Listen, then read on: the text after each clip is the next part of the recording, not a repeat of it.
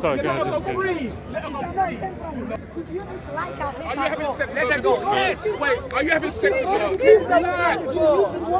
Well, so Muhammad, from my understanding, just slept with his slaves Are you having sex all the time. Are you having sex with her? Are you having sex with her? Are you having sex with her if she's not your wife? Or do you have to marry her before you have sex? How can you marry someone's wife? If you don't marry her, can you have sex with I'm her? asking one question. According to the verse. I'm asking one question. According to the You verse. come to Well, my wife. that's what Muhammad allows. He allows his companions to be able to take the wives of people who are still alive. That's what he does. Answer my question. Let me answer my question. According to this verse, if you capture my wife into the war, she becomes what according to you? You don't have no. She Yeah, becomes your no, wife. No, not like that. Okay, you asked me a question. Not like that. You asked me a question and then you answered your question. No, you asked me a question and then you answered your own question. No, you asked me a Well, question. actually, there's a hadith that says that after Muhammad died, they carry on doing it. Let me answer. Yeah, Let me answer. that's the issue. You asked me a That's question. it. Let me answer. But you're afraid, Siraj. Let him answer. Siraj, let him answer. There you go. Let him answer. That's the issue. Oh, wait. Is that all you wanted? Is that all you wanted? Ah, okay. All right, cool. No, Siraj, you're a coward. Get out of here. Siraj, you're a coward. Go away. Well, you want to jump in? You're a coward. No, the God of the Bible is not Allah. So that's the issue, right? And in order for you to go to heaven, you have to die fighting in jihad. So unfortunately for you, the only ones that are guaranteed heaven are fighting in jihad. So you don't get it either. How can you run away? Shame. How can you run away? Come back. Let's go. Come back and let it finish. Come back. Hey, man, it's his fault. It's his fault, man. It's his fault, man. He runs away, okay? So you can run with him. Okay? My friend, you can run with him, okay? Don't worry. Go chase him, all right? Have fun. Okay? Tell me one thing I've said. Tell me one thing I've said. Tell me one thing I've said. Tell me one thing I've said. Tell me one thing I've said. Tell me one thing I've said. Good job, my guy. Now, 24. Now, Quran 24:33. What is it? What's it say? What's it say? What's it say in the Quran? What does it say? Quran 24:33. What's it say? Oh, man. Read it. 24:33. Do not force your maid girls into prostitution if they desire chastity. But if you do, Allah is all forgiving. Forgive for who? Mentions prostitution. Forgive for who exactly, Siraj? 24:33. So wait, in the Quran, apparently you're able to make your slaves be prostitutes. Wait, Siraj, I want you to justify for me how you allow your slaves to be prostitutes and then Allah is forgiving. Like for example, if Allah was actually forgiving, then maybe He would prohibit you forcing them into slaves. That's the issue. So why would Allah allow you to then force your slaves into prostitution? No, again, I'm asking you, why does Allah allow it? Why is Allah allowing it? If Allah is good, why is He allowing it? Because in the Bible you can't do that, right? Prostitution isn't allowed. But for some reason for you guys can do it. He lied about the verse. No, explain. I'm waiting for you, Siraj. Why does Allah put it on? Put it on. Sai International. Okay, no. Sai International. Put it on. Put it on. Put it on. Chapter 24. Put it I on. want to educate you. 24:33. Yes, you lied about that. Put it on. Yes, Sai International. I'm going to read it. Put it on. No. I want the Arabic, the Quran. I want the Arabic. No, we don't have to. We ain't got to. We'll give it to you in English. Because we all speak English. And you can't have that Arabic. It's that simple. It's that simple. Quran. Everybody here. Read. Everybody here. Go to Quran 24:33. Okay, read. 24:33. 24:33. Can you read? 24. I'm about to read it. I'm about to read it. Yeah. Forced muta marriage. Yeah, do not. So, 24:33 says the following. And for those who cannot afford marriage, should keep themselves chaste until Allah enriches them out of grace. And those of your slaves who wish to enter a contract of kitaba contract kitaba, whatever. Oh, sorry, that's in brackets. Contract kitaba with them. If you recognize some good in them and give them out of the wealth of Allah that has been given to you, and do not compel your maids to prostitution. Into what? If they wish to observe chastity, in order that you may seek the temporary benefit of this world. Now, if one compels them, then after they are being compelled, Allah is most forgiving and merciful.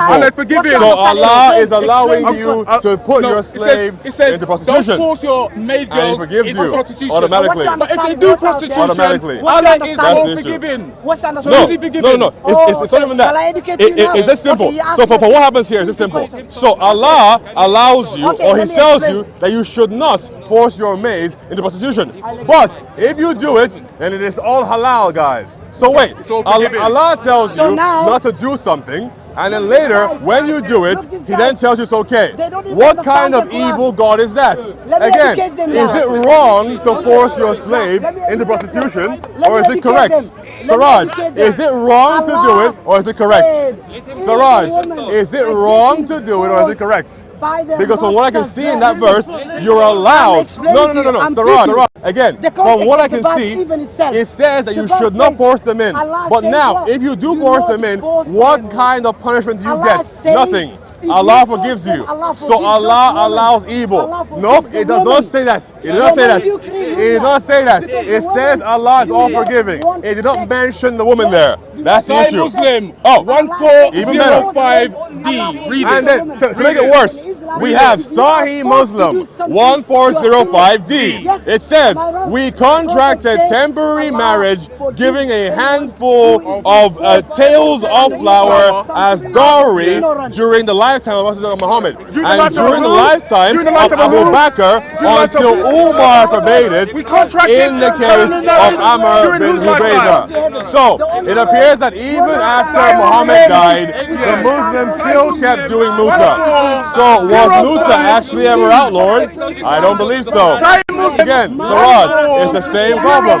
From what I can see here, you are allowed, within the Islamic context, to ensure that your slaves go into prostitution. Prostitution effectively can lead to greater harm to society. For example, if you are a prostitute, then some men can sleep with you even if they are married. So Allah is creating an environment where it is okay for you to sleep with prostitutes. And if you do it, Muhammad and his prophet, he's Allah, sorry, do not even chastise you for it. So that still remains the issue. Muhammad and his God allows you to engage in prostitution. But the issue is that Allah does not give any punishment for those who force their maids to go into prostitution. So Siraj, for example, I will ask you, what is the punishment then who make their maids go into prostitution? Again, Siraj, how does Allah punish men? How does Allah punish men? Tell your mother that she was unjustly penetrated by Muhammad when she was 9 years old. That's the issue.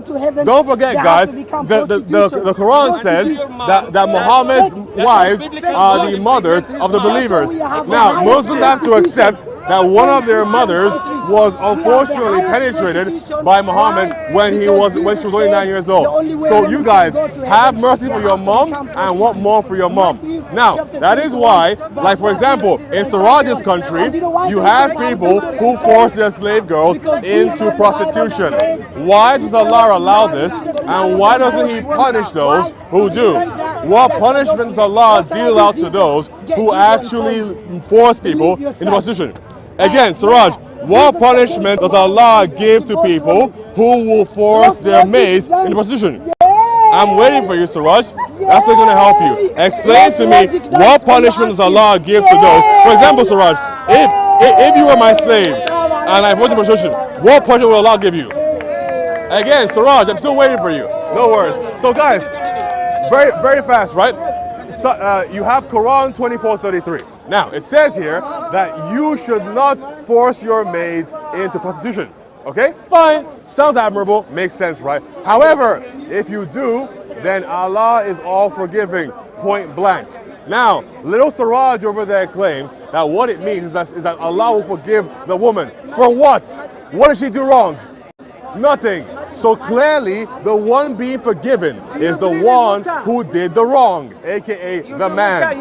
So my friend, do you believe that it is okay? Okay, but by the way, guys, this guy said that he worships his Messiah. That's what I'm saying. So anyway, it appears that Allah is forgiving somebody who did something. Right here, come here, come here. I'm right here. I'm right here. I'm right here. I'm right here.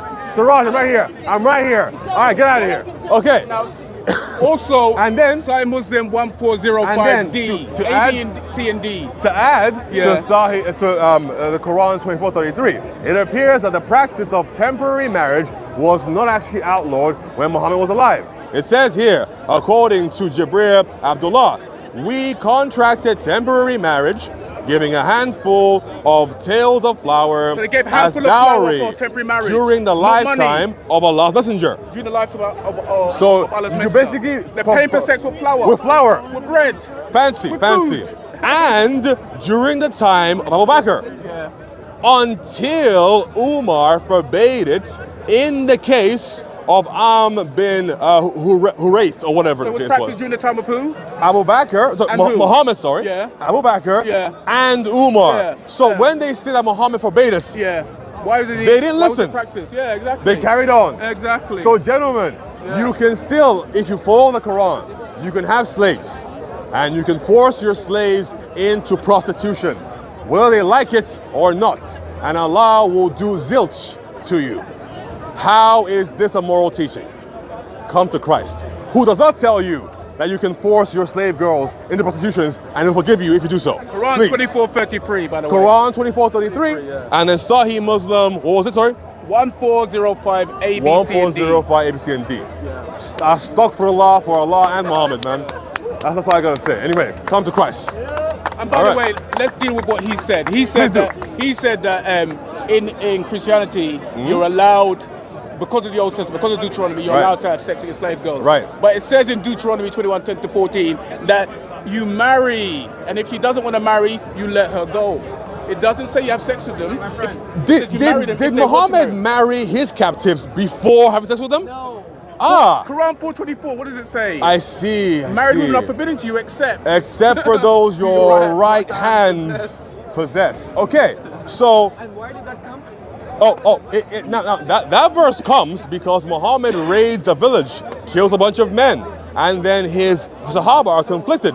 Can we have sex with these women who, some of them, their husbands are still alive right now? Sahih Muslim 1456. And then Muhammad, instead of saying, no, that's wrong, he says, yeah.